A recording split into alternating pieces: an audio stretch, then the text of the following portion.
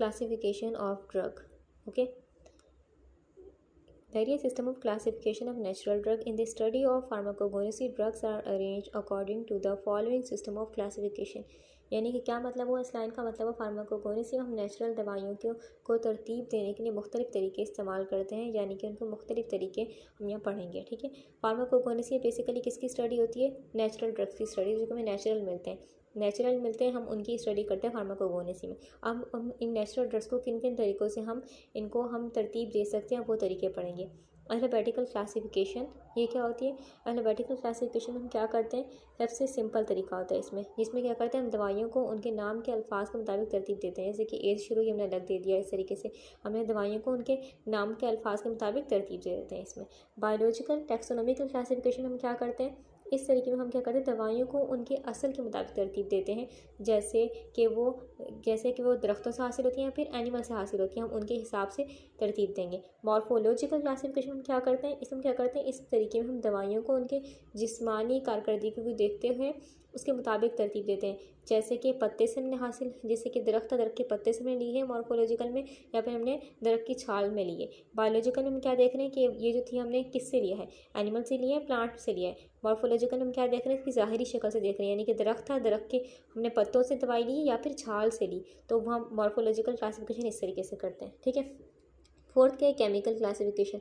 अब केमिकल समझ में आ रहा है लफ्ज़ से, ये इसमें क्या करें, दवाइयों को उनके केमिकल अज्जा के मुताबिक तरतीब देते हैं, जैसे कि जो कि उनकी खासियत या फिर असर को समझने में मददगार होती है। अब जो भी हमने दवाई ली, अब उसके अंदर उसके अंदर क्या केमिकल था, उसकी खुसूसियत को देखते हैं, हम उसको वो करेंगे, क्लासिफिकेशन करेंगे उसको। फार्माकोलॉजिकल क्लासिफिकेशन हम क्या करते हैं? इसमें क्या करते हैं, इस तरीके में हम दवाइयों को उनके जिस्म पर क्या असर होता है उसके मुताबिक तरतीब देते हैं इसको, यानी कि हमारी बॉडी पर इसका क्या असर हो रहा है हम उसके मुताबिक तरतीब देंगे। बायोकेमिकल क्लासिफिकेशन हम क्या करते हैं? इसमें क्या करें, दवाइयों को उनकी बायोकेमिस्ट्री की खासियत के मुताबिक तरतीब देते हैं, जैसे कि वो जिस्म में किस तरह काम करती हैं, इसमें क्या असर कर रही है फार्माकोलॉजी में, बायोकेमिकल में किस तरह काम कर रही है हमारी बॉडी में, इस हिसाब से हम तरतीब देंगे। जियोग्राफिकल क्लासिफिकेशन हम क्या करेंगे?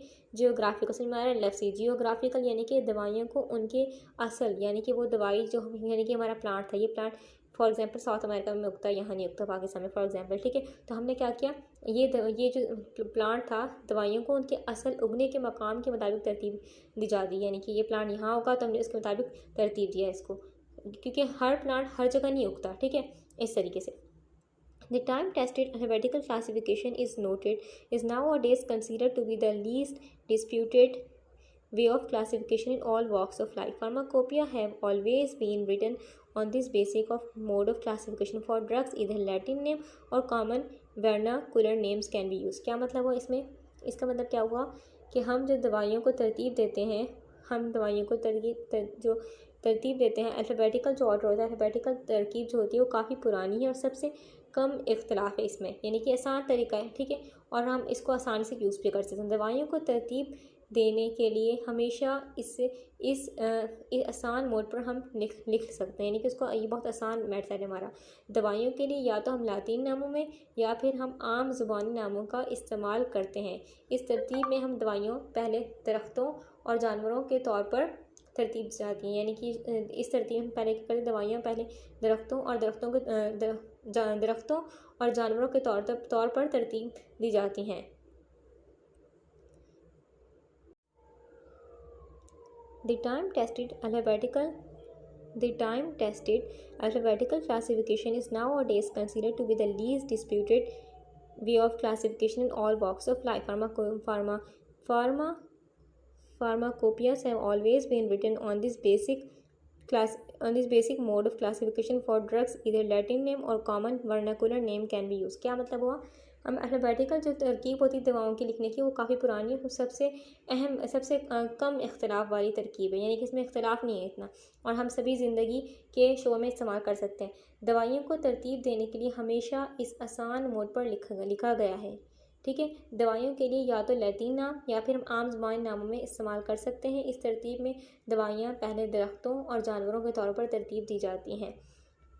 बायोलॉजिकल टैक्सोनॉमिकल क्लासिफिकेशन में क्या होता है हमारे पास? Drugs first be classified as plants and animal but drugs at first sight this classification looks appealing, however many drugs are not entire plants but they are only part of the plant which have been subjected to drying and sometimes peeling and even slicing. Thus, from the drug as they occur in commerce, say cinchona bark, it is difficult to identify the plant from which it is obtained. Botanical name knowledge is therefore necessary to classify the drugs in phyla, class, order, families, genera and species.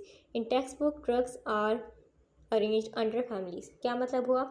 Biological taxonomic जो तरतीब में हम क्या करते हैं, दवाइयों को उनके असल के मुताबिक तरतीब देते हैं. पहली नज़र में ये तरतीब बहुत अच्छी लगती है, लेकिन बहुत सी दवाइयाँ पूरे दरख्तों से नहीं हासिल होती, बल्कि सिर्फ उनके कुछ हिस्सों से हासिल होती हैं. जैसे कि हम उनको सुखा कर हासिल करते हैं, कभी छील कर हासिल करते हैं दरख्तों की बार्क फॉर एग्जाम्पल, उनसे हासिल कर होते हैं. कभी हम क्या कर होते हैं, कभी दरख्तों को काट कर हासिल कर होते हैं. इस तरीके से हम क्या कर होते हैं, ये दवाइयाँ होती हैं हमें पूरे ऐसे नहीं बस दरख्त से हासिल हो रही हैं, जानवर से हासिल हो रही हैं, उनके कुछ मकाम से हासिल हो रही होती हैं. ठीक है, तो हम इस तरीके से नहीं बोल सकते.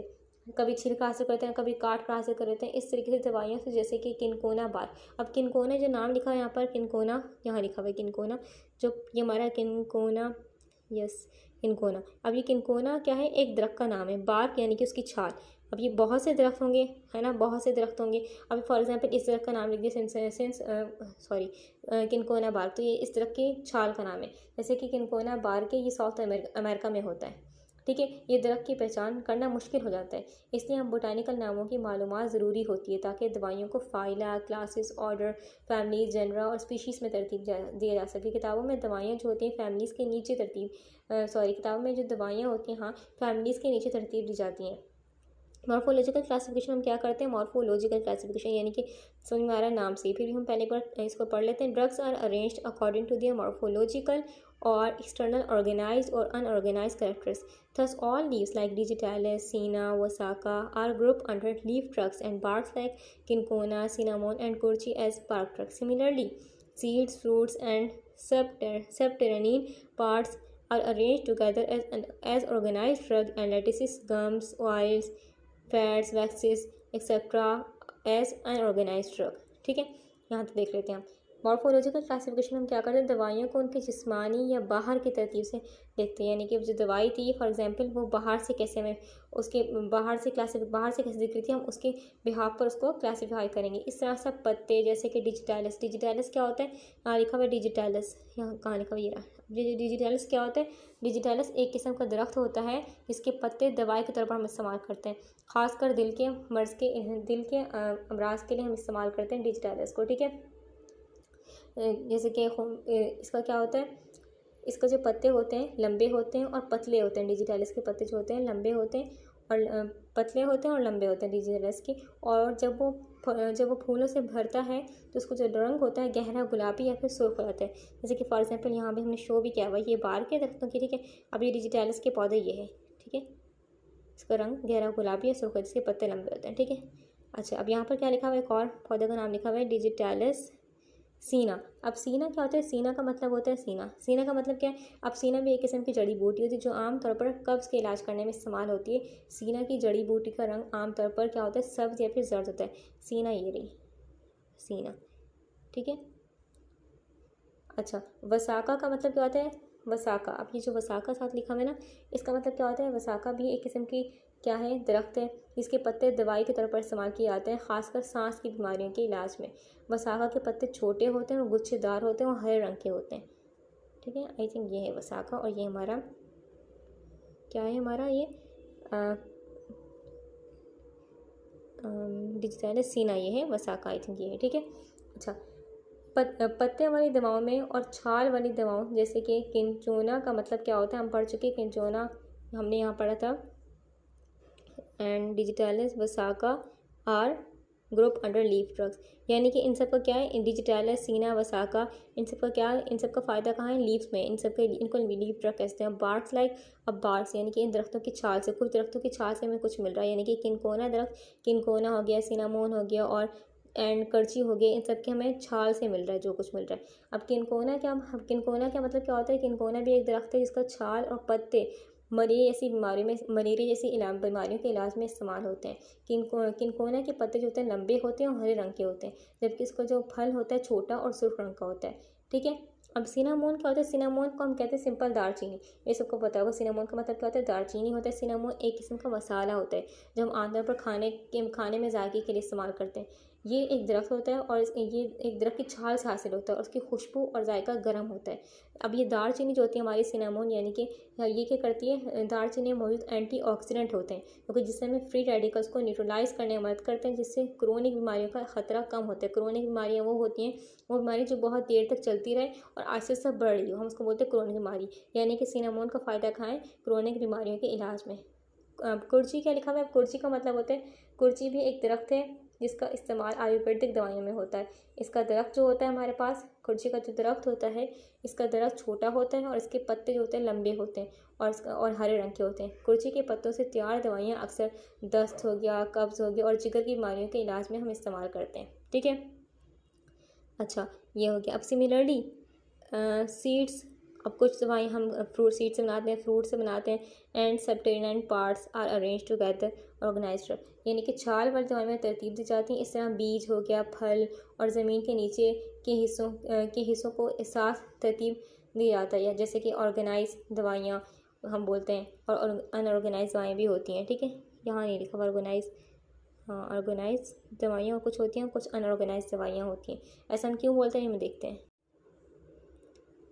हमारे पास यहाँ भी कुछ लिखा हुआ है, लैटिसिस, गम्स, ऑयल्स, फैट्स, वैक्सेस। ये क्या होता है? लैटिसिस को हम कहते हैं लैटिक्स कहते हैं, जो कि किसी ख़ास दरख्त या पौधे से निकलता है और स्टिकी होता है। ठीक है, लैटिस को किसको कहते हैं? जो स्टिकी मटेरियल दरख्त से निकलता है उसको लैटिक्स कहते हैं। अब गम्स क्या होते हैं? गम्स को हम गोंद भी कहते हैं, जो कि किसी पौधे या दरख्त की छाल से निकलती है और स्टिकी सब्सटेंस होता है। ऑयल्स को हम तेल भी कहते हैं, जो कि मुख्तलिफ दरख्त से निकलता है, मुख्तलिफ फलों या प्लांट से निकलता है। ठीक है, और लिक्विड फॉर्म में होता है। फैट्स को हम चर्बी भी कहते हैं, जो कि एनिमल्स या प्लांट से निकलती है और सॉलिड फॉर्म में होती है, यहाँ लिखा हुआ है। ठीक है, इस तरीके से। और वैक्सीज क्या होती हैं? वैक्सीज को हम मोम भी कहते हैं, जो कि बीज वैक्स या प्लांट से निकाली जाती हैं। अब ये हमारे पास जैसे हो गए, क्या क्या हो गया? लैटिक्स हो गया, गम्स हो गया, ऑयल्स हो गया, फैट्स हो गया, वैक्स। हम इनको क्या कहते हैं? इनको गैर मुंतज़िम दवाइयाँ भी कहते हैं। क्यों कहते हैं ऐसा? क्योंकि यानी कि उनका तैयार करना ज़्यादा मुश्किल होता है और इनका जो दिखने में होता है वो गैर मुंतज़िम होते हैं। यानी कि हम इसको यानी कि सही तरीके से हम नहीं होते अरेंज, हम ऐसे बोल सकते हैं, सही है ना? यानी कि इनको तैयार करना मुश्किल, इस वजह से इनको अनऑर्गेनाइज भी बोलते हैं। सिंपल, बस याद रखना आपने, इनको हम क्या बोलते हैं? अनऑर्गेनाइज ड्रग बोलते हैं। जो ऊपर लाइन लिखी हुई है फार्माकोगोनेसिस डिपेंड इंडिपेंडेंट साइज, यानी ये लाइन लिखी हुई है। ठीक है, इसमें क्या बताया गया? इसमें बताया गया कि फार्माकोगोनेसिस पहले क्या करते हैं? पहले जो हमारा दवाइयाँ थी उनको उनकी फितरी या फिर उनकी असली खसूसियात क्या थी उनके मुताबिक तरतीब देते हैं। लेकिन अब क्या हो रहा है? अब मौजूदा फार्माकोगोनेसिस में क्या करें? इस तरतीब की अहमियत कम होती जा रही है, यानी कि वैसा नहीं करते, उसकी खसूसियात वगैरह क्या उसके बिहाफ पर हम नहीं करते, यानी कि अब उसकी अहमियत कम हो रही है। इन केमिकल क्लासिफिकेशन एज ही medicinal action of the drug is due to active chemical constituent, the drugs are classified according to the chemical nature of their active constituents. Thus, alkaloid containing drug like opium or solanaceous drug or rauwolfia are arranged under alkaloid drugs, and even according to the chemical nature of alkaloid drug containing cardiac glycosides like digitalis, strophanthus, scilla are grouped together. Similarly, drug containing volatile oil like clove, cardamom and amphiphilous fruits are put together. क्या मतलब हुआ? Chemical classification, जैसे कि दवाइयों के अद्वियात का असर उनकी कारकर्दगी की केमिकल अज्जाओं पर होता है। दवाइयाँ उनकी एक्टिव केमिकल अज्जा की केमिकल तबीयत के मुताबिक तरतीब दी जाती हैं, जैसे कि अल्कलाइड वाली दवाइयाँ, जैसे कि ओपियम। ओपियम का मतलब लिखा है, ओपियम का मतलब क्या होता है? ओपियम का मतलब होता है अफीम। ओपियम क्या है? एक किस्म की नेक्रोटिक दवा है जो कि पॉपी प्लांट से हासिल होती है। इसका इस्तेमाल दर्द के इलाज में होता है। ये आराम और सुकून हासिल करने के लिए ली जाती है। ठीक है, ओपियम। अब ये सोलेनेसी ड्रग जो यहाँ पर लिखा हुआ है, सोलेनेसी ड्रग, इसका मतलब क्या होता है? यहाँ लिखा हुआ है ना, सोलेनेसी, ओपियम और सोलेनेसी ड्रग। सोलेनेसी ड्रग क्या है? सोलेनेसी ड्रग का मतलब होता है ये एक किस्म की दवाई है जो सोलेनेशियस फैमिली की प्लांट से निकाली जाती है, जैसे कि बस सोलेनेशियस फैमिली के प्लांट्स हैं, बेलेडोना है या नाइट शेड है। ये दवाइयाँ जो होती हैं अक्सर पेन रिलीफ के लिए इस्तेमाल की जाती हैं या फिर न्यूरोलॉजिकल मसाइल के इलाज में मददगार होती हैं। केमिकल क्लासिफिकेशन क्या होती है? हमने पढ़ा केमिकल क्लासिफिकेशन क्या होती है? जो कि दवाई के अद्वियात का असर उनकी कारकर्दगी के केमिकल अज्जा पर क्लासीफाई करे। यानी कि किस तरीके से वो काम करें। अब रोवोल्फिया क्या होता है? रोवोल्फिया एक किस्म का दरख्त होता है जिसका काम क्या है, जिसका नाम एक यूरोपियन बोटानिस्ट ने रखा था। यानी कि इसका नाम जो रखा था यूरोपियन बोटानिस्ट ने रखा था, जिसका नाम पूरा था लियोनहार्ड ब्राउनवाल्ड, ठीक है, के नाम पर रखा गया था। इस दरख्त का बोटानिकल नाम रोवोल्फिया सर्पेंटिया है। इसके पत्ते और जड़ को दवाई के तौर पर इस्तेमाल करते हैं हम, ख़ास करके ब्लड प्रेशर को कंट्रोल करने के लिए रोवोल्फिया को हम एक्सट्रैक्ट करते हैं, यानी कि इसको ब्लड प्रेशर कंट्रोल करने के लिए इस्तेमाल करते हैं और ब्लड प्रेशर को कम करने में मददगार साबित होता है ये रोवोल्फिया। अब इस तरीके से यहाँ लिखा हुआ है अल्कालाइड्स। अल्कालाइड ड्रग क्या होता है? अल्कालाइड ड्रग बेसिकली क्या होता है, यहाँ पर हम देख लेते हैं पहले। फार्माकोलॉजिकल क्लासिफिकेशन, अल्कालाइड ड्रग यहाँ लिखा हुआ है रोवोल्फिया रेंज्ड अंडर अल्कालाइड ड्रग। अच्छा, अल्कालाइड ड्रग क्या होता है हमारे पास? अल्कालाइड ड्रग में शामिल अल्कालाइड ड्रग यहाँ लिखा हुआ है। कार्डिक ग्लाइकोसाइड्स क्या होते हैं? कार्डिक ग्लाइकोसाइड्स क्या होते हैं? ये दिल की दवाई के तौर पर हम इस्तेमाल होने वाले कंपाउंड्स होते हैं जो कि दिल की बीमारियों के इलाज में मददगार होते हैं। ये कंपाउंड्स आमतौर पर कुछ प्लांट्स में पाए जाते हैं, जैसे कि डिजिटैलिस हो गया, स्ट्रोफांथस हो गया और स्कीला हो गया। इन कंपाउंड्स का इस्तेमाल दिल की धड़कन को रेगुलेट करने और दिल की कमज़ोरी को दूर करने के लिए किया जाता है, ठीक है। यानी कि अब डिजिटैलिस, स्ट्रोफांथस और स्कीला वगैरह ये क्या करते हैं, ये क्या करते हैं हमारे पास पढ़ा है, ये क्या करते हैं, दिल की दवाई के तौर पर इस्तेमाल होते हैं, ठीक है। अब वोलेटाइल ऑयल्स क्या होते हैं? वोलेटाइल ऑयल का मतलब होता है उड़ने वाले तेल। क्या मतलब? जैसे कि वोलेटाइल मतलब यही होता है ना कि जो जैसे हमने रखा तो वो वोलेटाइल हो जाए। ये ऐसे ऑयल्स होते हैं जो कि ख़ास तौर पर क्या करते हैं, ख़ास तौर पर गर्म होते हैं। हम बोल सकते हैं गर्म पानी या डिस्टिलेशन के ज़रिए निकलते हैं। इन ऑयल्स में मुख्तलिफ कंपाउंड्स होते हैं जो मज़ेदार अरोमास यानी कि एक अच्छा जायका देते हैं और अच्छा खुशबू देते हैं और अच्छी जायका देते हैं। ये ऑयल्स अक्सर खाने में हम जायके के लिए इस्तेमाल किए जाते हैं और कई दवाइयों में भी इस्तेमाल करते हैं हम इन वोलेटाइल ऑयल्स को, जैसे कि क्लोव ऑयल हो गया, पिपरमेंट ऑयल हो गया, यूकेलिप्टस ऑयल हो गया, इन सब को हम दवाइयों में भी इस्तेमाल करते हैं, ठीक है। अच्छा, अब फार्माकोलॉजिकल क्लासिफिकेशन क्या है? Deals with the grouping of drug on the basis of pharmacological action of the most important constituent of the drug on the body or its organ. This classification is also referred to as physiologic or therapeutic classification of drug. Thus, drugs are grouped together as cardiotonic drug, hypotensive drug, purgative drug, antidiarrheal drug, anti-astringent drug, anti cancer drug. क्या मतलब? Pharmacological classification में हम दवाइयों को उनके सबसे अहम अज्जा के फार्माकोलॉजिकल असरात के बुनियाद पर तरतीब देते हैं। ये क्लासिफिकेशन जो होती है, ये हम क्लासिफिकेशन जो करते हैं बेसिकली, ये क्लासिफिकेशन हम बोल सकते हैं एक क्लासिफिकेशन इलाजाती क्लासिफिकेशन के तौर पर जानी जाती है, ठीक है। यानी कि फार्माकोलॉजी का मतलब क्या? इलाज होता है ना, तो मतलब इस इलाजाती तौर पर इलाजाती क्लासिफिकेशन भी कह सकते हैं। इस तरह दवाइयाँ cardiotonic drug, hypotensive drug, purgative drug, ये सब जो ड्रग हैं, ठीक है, के तौर पर एक साथ रखी जाती हैं। ये दवाइयाँ किसी ख़ास असर की बुनियादी क्या करती हैं, उसको कम करती हैं, यानी कि उनके ये दवाइयाँ जो होती हैं किसी ख़ास असर को करती हैं, जैसे कि अब एंटी जैसे कि लिखा है यहाँ पर एंटी डायरियल, तो ये डायरिया के ख़िलाफ़ काम करेगी। इस तरीके से एंटी कैंसर के ख़िलाफ़ काम करेगी, ठीक है। कार्डियोटोनिक ड्रग क्या होता है? दिल की धड़कन को रेगुलेट करने में मददगार होता है। हाइपोटेंसिव ड्रग मतलब क्या होता है? हाई ब्लड प्रेशर को कम करने में मदद करता है। इस तरीके से परगेटिव ड्रग क्या होते हैं? कब्ज़ को दूर करने में मदद करते हैं। अब एस्ट्रिनेंट ड्रग क्या होता है? जिस्मानी टिश्यूज़ को क्या करते हैं? टाइट करने में मददगार होते हैं। एंटी कैंसर ड्रग क्या होता है? कैंसर के सेल्स को रोकने या मारने में मदद करते हैं, ठीक है। अच्छा, अब बायोकेमिकल क्लासिफिकेशन क्या है? Which is more natural and takes into account the biogenetic relationship of natural order is followed. Thus, in modern pharmacognosy, more importance is given in chemical and biochemical classification. क्या मतलब? वो हाल ही में जो biochemical classification जो कि ज़्यादा हम बोल सकते हैं फितरी और नेचुरल ऑर्डर्स की बायोजेनेटिक ताल्लुकात को मद्देनज़र रखती है, इस्तेमाल की जा रही है। इस तरह से क्या हो रहा है? इस तरह से मौजूदा फार्माकोगोनसी में ज़्यादा अहमियत केमिकल और बायोकेमिकल क्लासिफिकेशन को दी जा रही है। In geographical classification drugs are classified और arranged on the basis of the availability in different parts of the world. Not all the drugs are growing everywhere. Hence, this classification is also of some consequence. In fact, in Germany, the renowned they do not pharmacognosy, ठीक है। मतलब इस paragraph को हम देख लेते हैं क्या मतलब हुआ। जियोग्राफिकल क्लासिफिकेशन हम क्या करते हैं, दवाइयाँ जो होती हैं दुनिया के मुख्तलिफ हिस्सों में दस्तियाब होने के वहाँ पर तरतीब देते हैं। जैसे कि हर दवाई हर जगह पे नहीं उगती, इसलिए ये तरतीब भी कुछ अहमियत रखती है। हकीकत में जर्मनी में मशहूर एक फार्माकोगोनिस्ट थे, लेट प्रोफेसर, ठीक है, इनका नाम लिखा हुआ है कि उन्हें क्या कहते हैं, इस क्लासिफिकेशन के तहत एक ना एक मतलब यहाँ लिखा है जियोग्राफिकल के साथ सिखाया और दवाइयों को जियोग्राफिक तजियात